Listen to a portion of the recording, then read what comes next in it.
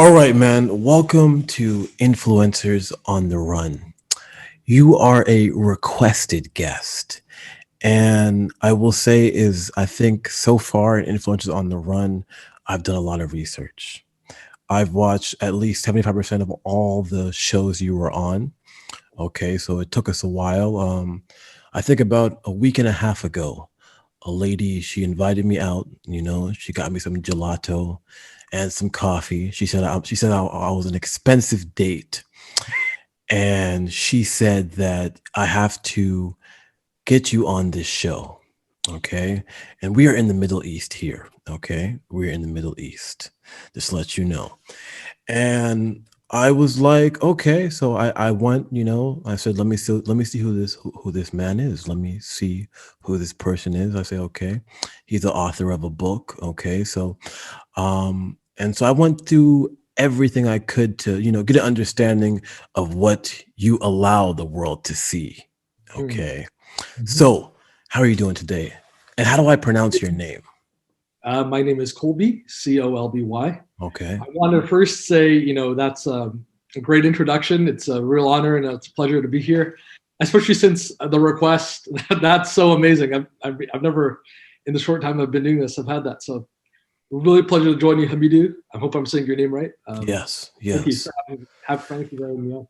Definitely. So, Kobe, you're on your way to becoming a best-selling author.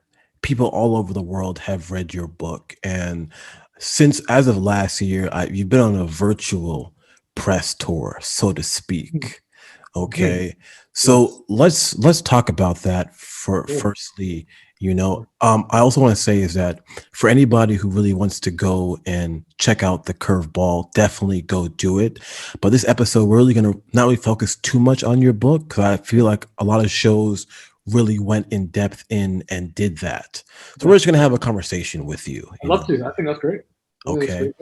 So, but let's talk about, because you did a lot of them, a lot of Yeah. shows, okay, Yeah. about your book. All right. And Yes. I also saw the one where you spoke to those children. So I definitely went in and I basically YouTubed you up. Honestly, brother, that attention to detail and preparation truly is outstanding. So I'm I think we're gonna trying, have a man. I'm conversation. trying. So actually, I want to go somewhere else. I wrote this down and I forget which. Let me see. Let me look at my notes here. And you talked about building your brand. Okay. Yes, yes. And I want to go more in depth in that. And when did you realize that you had to build your brand, the Sharma brand? And so like let's go into where that started and let's go step by step into where you are today. Well, certainly. I mean, I mean, I've always wanted to be, how do I present myself in the best light? How do I stand for my authentic principles, my authentic self on, the social platforms, social media, and it's all happening at once. Everyone wants something.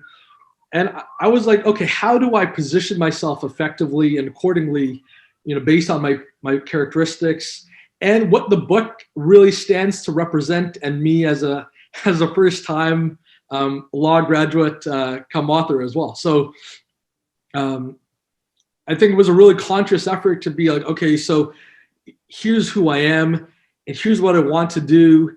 What is the best way to really go about doing that? That balances my professional life, my personal life, um, and obviously, at a minimum, I've been blessed to be around some great inspiration about how to build a brand as an author, um, and how to make it enduring and long lasting. Got you. So let's go. So for like, let's say for influencers on the run, I'll give you an example. For me, it was Tim Ferriss, Earn Your Yeah. Leisure, and the Joe Rogan Mhm. experience. Those are the Mhm. three things I said, hey, you know, I saw these guys here with a platform in the audio space. And I said, yo, I can do this as well. And I wrote some notes down because that's what I saw. Earn Leisure said, hey, we wrote this down in 2 years. We're here. Yeah. So when you're on, let's say, a vision board or your piece of paper, what did you write down in the beginning to say, okay, this is the Colby Shaw brand. And we're talking about after the book. We're not talking before, we're talking about after the book. Okay. So let's talk about that from that phase. What did you write down on a piece of paper? I said, I wanted the curveball to stand for excellence. I wanted it to stand as an authentic reflection of myself, my journey, and a really gateway to connect authentically. That's a core value of mine, authenticity, with young people, younger people coming up today in a world, struggling to make sense of itself with the instability and the downward pressure that as everyone's going through. I mean, changing faces of education, school closures, etc. So that being said, I wanted to start off from that standpoint and just find an enduring connection that anyone in society would resonate with the curveball and with me specifically as an author. So what have been some curveballs in building your brand that you've been dealing with? In terms of, curveball, if you take it as an unexpected, situation or an unexpected path, one of them is, how do I juggle all of the social media tools, and how do I juggle being on all of those sort of platforms all at the same time? What is a core driver that's going to allow me to share my message? Is it email lists? Is it lives? Do we disregard LinkedIn, more of the quasi-professional platforms? Okay, I like it. I like it. So it was a balancing act. And, I saw a lot of your interviews on Influencers on the Run, how you bring up social media, how you bring up what is your key driver, why is it not, what have the difficulties been in terms of juggling the two? So at its core, that's what I was just kind of flummoxed with, and just like, okay, so we have all this, now let's put it to good use. Got you. So now let's go on that social media platform. I've seen you on Instagram. I saw you a little bit on Twitter, because I was looking for your email. So I couldn't find your email in the beginning. So I hit you the DM. So, but let's say, what has been the worst social media platform for you in terms of, building and just in terms, let's say aside from Colby Sharma, but what's been like the social media platform you're like, nah, this is not for me? I don't get how to use and fully maximize Twitter. Twitter is like one I just like, because I integrate a lot of my socials, my email list posts through MailChimp. So luckily they have a Twitter integration. It just posts right on automatically to Twitter and to Facebook, which is great because my audience can see it. But I don't fully grasp how to use Twitter on its own as a standalone social media form. Nah, I hope you can't. I hope you can't find my Twitter. You know what I'm saying? I just hope you can't find it.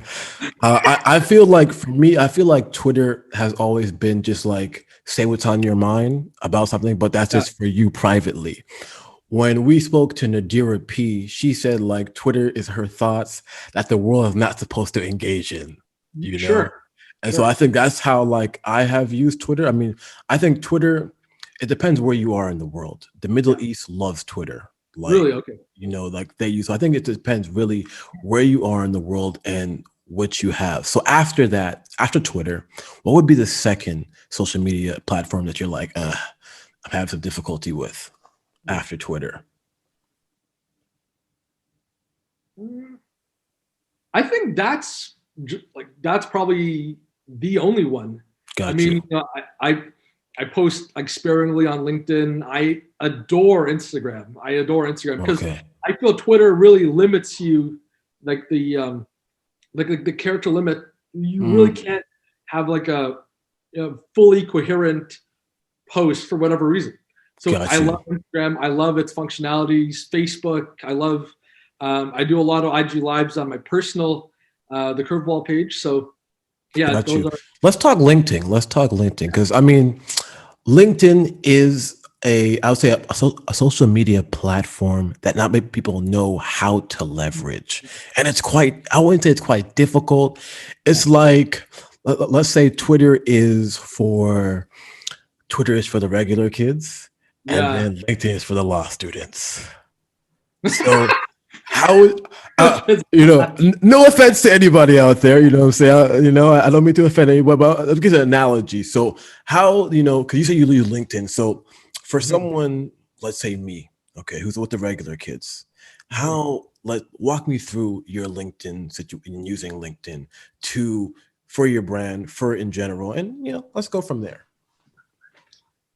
Sure. I mean, I like LinkedIn because a lot of it is like the younger professional crowd, like the people coming up, for myself, coming from like law school, a lot of my friends are there, fellow associates that became associates, other people, professionals like that. So it's a great way to blend the two together, because I could be like, okay, I'm doing this creative endeavor, but it has real value for younger lawyers, licensees, etc. Obviously, in addition to everyone else, but as a niche kind of audience to build the brand from that vertical, I think it's very, very unique and very interesting, because I mean, the legal profession has had a ton of seismic change throughout the course of the pandemic, and you're just talking to that audience. You're saying, it's made us more vulnerable. It's made us deeper to connect emotionally.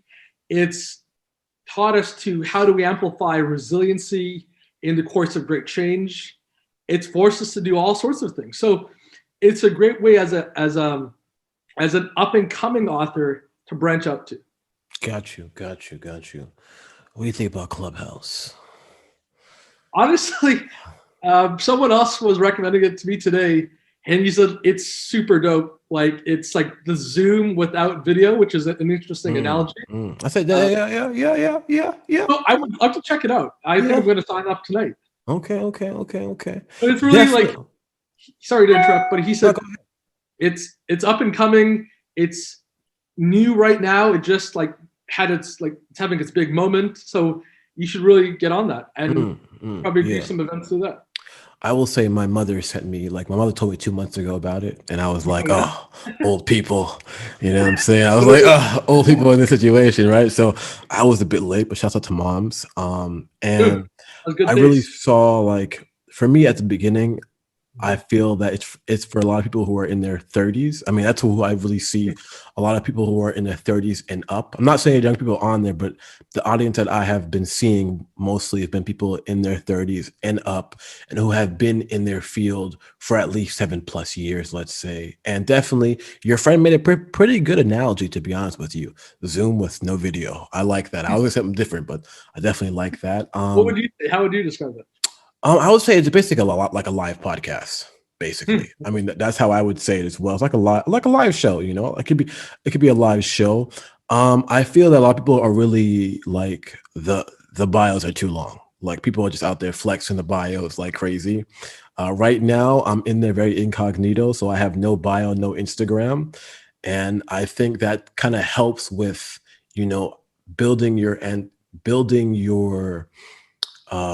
building so people can really judge you based on what you say if you're in a room, in a crowd. So I think it's something to experiment with. The first room I was in was jujitsu, and that was like a jujitsu room of black belts, and I think that really made me like, yeah, wow. But in general, it can get boring, and you're like, then you're like, so you might find a room that's really good, and you're feeling like, so. Like, if you're having an event on Clubhouse, is there a specific amount of time that's good, quote unquote, or what's like an ideal that catches people's attention? I think it's really about, it goes down to niche. So I think it's still a niche thing. It's still depending on what you're talking about. Like 2 days ago, no, was it 2 days ago? Yesterday, maybe, I was, waking up. I wake up like really 4 a.m., get my workout in, and like a notification came up that you had to make 7 figures in 2021 and online digitally. So I clicked on it, and the value that the person gave was there. I took the good value and was like, yo, yeah, you're talking that talk that, because some people, you can always tell, and someone said this today on another Clubhouse, is you can tell who's talking that talk and who's like, eh. So I think, again, it worked for that. But let's go a little bit onto that social media platform. I definitely think use Twitter. I mean, use Instagram very well. Everything, like, right before the show, I watched your latest thing with I think you just posted like a few minutes ago, like at least 10 minutes ago. Yeah, I watched that The whole. What was it book will called? Reading. author interview. Yeah, I watched that whole thing. Okay, so then I found out who your father was. I was like, oh, this okay, you know what I'm saying? So again, like I thought like I could find anything, but then you read some more, you read some more. So I'm like, okay, Yeah, cool, cool. So yeah, definitely, yeah. I think you have leveraged social media quite well, and I think your name when it comes up, it's definitely in the SEOs very well. So I have to give you Okay. congrats on that. Definitely, Thank you. your Thank you. name is good in the SEOs so far, and I think you've done you should definitely write down everything you've done because for those who are listening, you should definitely check out how he went about it and market his book because of the SEOs of what's going on in that. So definitely, I have to give you I, a round of applause there. Father. We got to give it to you. We got thank you. Thank you. I didn't know about the SEO thing.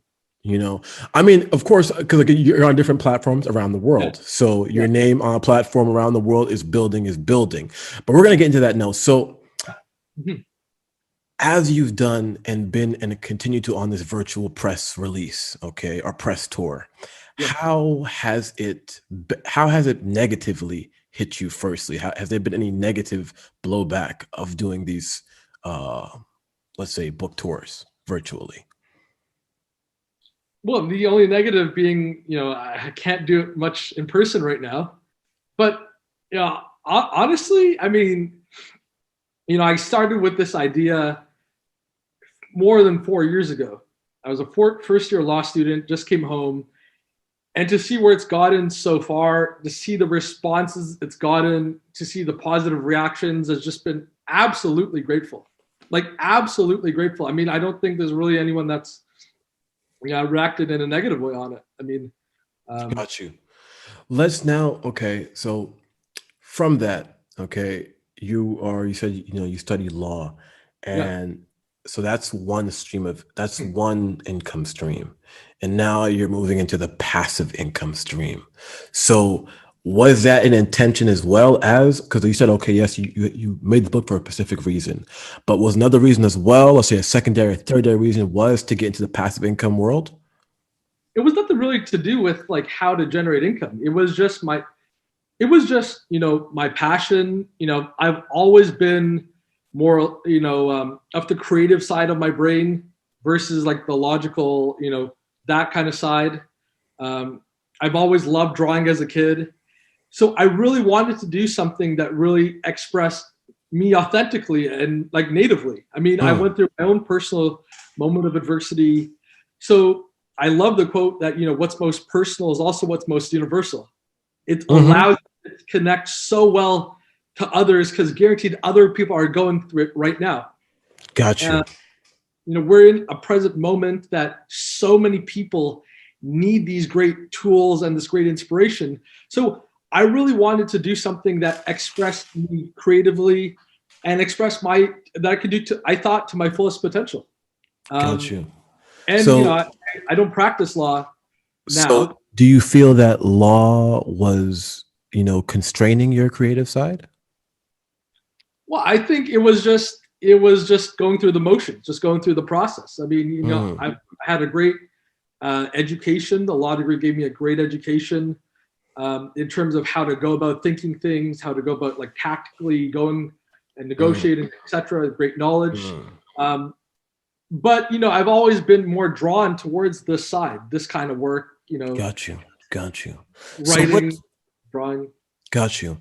So let's go back to the thing. So, but let's talk passive income. Yeah. Let's talk that because I mean, basically, that's what you have created as a result of making the book. Passive income is a result of that. Yeah. So in this world, we see a lot of people talking passive income. People talking this, they talk drop shipping, they talk making money online, this and that. But what is your opinion of passive income, and what do you think about passive income? Well, I think it's a great it's a great source of income, depending on the asset class you want to get in, whether it's stocks, whether it's bonds. Um, it comes with a certain degree of know-how, though. If you know how to leverage it, if you know how to avoid, making the wrong moves, how to have a coherent strategy with respect to the asset class. So, I mean, If you look at the latest, the GameStop stock saga, all the high degree, the volatility was most currently traded. There was a short squeeze on that. I'm not a professional money manager or Don't investor. worry, it's okay. Nobody listens to us. It's okay. Let us know what's up. If you look at who was getting involved with that, well, I mean, it was a very risky move to be on the go, and if you're buying the stock, to hold it to go long. So that's all to say that you should be very diligent and knowledgeable as to what is your strategy, what are you looking ultimately to get out of it. Is it retirement savings, or are you just looking to make money in the short term? Got you. So now we're gonna go a little bit off topic, okay? Since Sure. you are in the six, I'm gonna ask you a few questions. You gotta pick one person, okay? Tory Lanez or Drake? Drake, my boy, all day. Which album? Thank Me Now. Okay, which song? Top two songs from that album. The song is Thank Me Now. I think the album is Thank Me Later. Okay. Got you. My bad. All right. And when did you first hear about your boy Drizzy? Like what was the first song you memorized by Drake? Thank Me Now. You Okay. can thank me now. Okay. Wu-Tang Clan or the Fugees? I don't. I wasn't around. I think when they became big. Okay. Shakira or Madonna? Madonna. Okay. All right. Oh, wow. Okay. I was expecting you to go there. Love or desire? Depends on the stage of life, but That's a deep answer. That's a deep answer right there. Okay. That's depends on the nothing wrong stage. with a little desire. Okay. Keeps it fresh. Okay. How was that? Okay. You okay? All right. No, yes, it was Rose Drive where you mentioned about building your brand. So yeah, definitely. Shout out to Oh Rose yeah, Drive. Jimmy. Yeah. Yeah. Okay. On Human to Human show, you said that being a monk is easy. Let's go into that. What does that Human to mean? human. Oh, Human to Human show. brand. Yeah. Yeah. Mm-hmm. So you said being a monk is easy. But you didn't go into detail. You know what I'm saying? So yeah. Well, that was all the way back in October. Mm-hmm. I think what I was trying to come from was, monk is easy, being rejecting the flamboyancy and embracing more of an austere life and austerity. While it's easier said than done, not everyone can really do that, to have the wherewithal to withstand the desires, the temptations. So I think I don't exactly remember the exact sentence that came from, but I think that's what that core message was. Like, it's easy, but not everyone can really do it, and only the very, very few can really ascend to that level. Got you. You also said, that at one point you were doing business to business and cold calling sales, you know what I'm saying? But like Yeah. now at the time they tried to get you to go deep into it, but you were just like, I'm still a newbie. So have you evolved since then? And what's been up with that? And what did you mean by doing, like, are you calling companies, be like, hey, my name is Mr. Sharma. I need to move 1 million copies, to all your employees. I got you guys with a good deal. So I think that example was I started my kind of professional career in sales in 2014. So I started it in sales. I was doing a lot of cold call. I was selling for a company called Vector Marketing household knives to both residential and businesses. I sold $25,000 worth to finish as the top 10 representative. That experience gave me a great, skill set for, calling people right now, cold emailing, and really layering what is the value proposition that I'm really trying to bring. How can it really help? And what is the tangible product and really what they can get out of it? Ultimately, I mean, I was on I was chatting with the same individual that mentioned Clubhouse to me today, and he said, I have to hand it to you. I mean, you sound extraordinarily confident. You don't seem afraid to reach out to the top decision maker and say, here's what I'm doing. Here's the value. Here's my tangible offering. How can we do a talk, or how can we structure some kind of presentation around it? Got you. Got you. So yes, you definitely been on a world tour virtually. Definitely, you definitely been on a world tour virtually. I see you. I see you out here. I Blessing. see you. Oh, I want to say. I want to go back in on. Okay, you've mentioned mentors, people in your life, but you didn't go and give us detail of who and how. So I need some of that who and how, man. So I want to go with the person that really like picked you up, knocked you upside your head, and said, "Get your life together and do it." And who was that, and how did that really like get you moving? Pick me up. Yeah, yeah. I mean, I had an employer, several years ago, and she was like, here's what I want to see from you, and here's how we can really get the best out of you, how you can really fulfill your potential. I mean, you have so much to offer. Let's work together to find a way to really help you do that, because we both want to see you thrive. I want to see you thrive, and obviously, you also want to see you thrive. I mean, you're putting so much commitment and so much effort into this role. We really want to help you get the best out of it. Got you. Got you. And then I mean, in terms, that's the professional one of the professional ones. But in terms of my own personal life, I mean, when I was going through my own moment of adversity a number of years ago, one of the teachers in the place I was at was like, you know, and at that moment I was like, like, like get me out of here, Mm, She was like, we really see so much in you. She really helped me, retool myself, retool my mindset, how I thought about it, how I thought about and approach things. And it was like we both came together to be like, okay, here's how we can both make the best of it through these next 3 years. mm, At that mm. moment, I had also met some of my lifelong friends to this day that we were in the same boat together. So that just really helped me. So I've had a number of employment. I've had a number of educational mentors, and one of them was also in law school. I mean, it was my first year of law school. I had the director of the law school. She said, here's your performance. No problem. One thing I also, I did want to mention, and I would be like really cool for your listeners, is so, I've created. Let me just actually get this because I think it'll be Go ahead. interesting.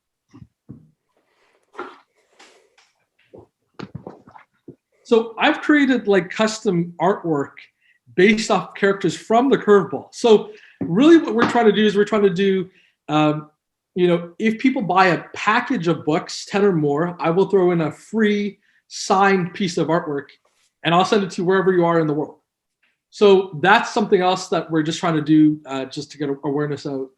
Got you, listener. You heard that. You know what I'm saying? So if you're buying a package, definitely DM him for more details. He'll hit you up and he'll let you know. And hey, a signed rare baseball card before the man becomes a bestseller. It's going to be worth a lot of money. You know what I'm saying? It's going to be worth a lot of money. So definitely check that out, people. Hello. Thank you for watching this video. If you'd like to continue watching the full video, please either email us at InfluencersOnTheRun, or you can join our Patreon Proud to Pay program to allow us to continue making content like this.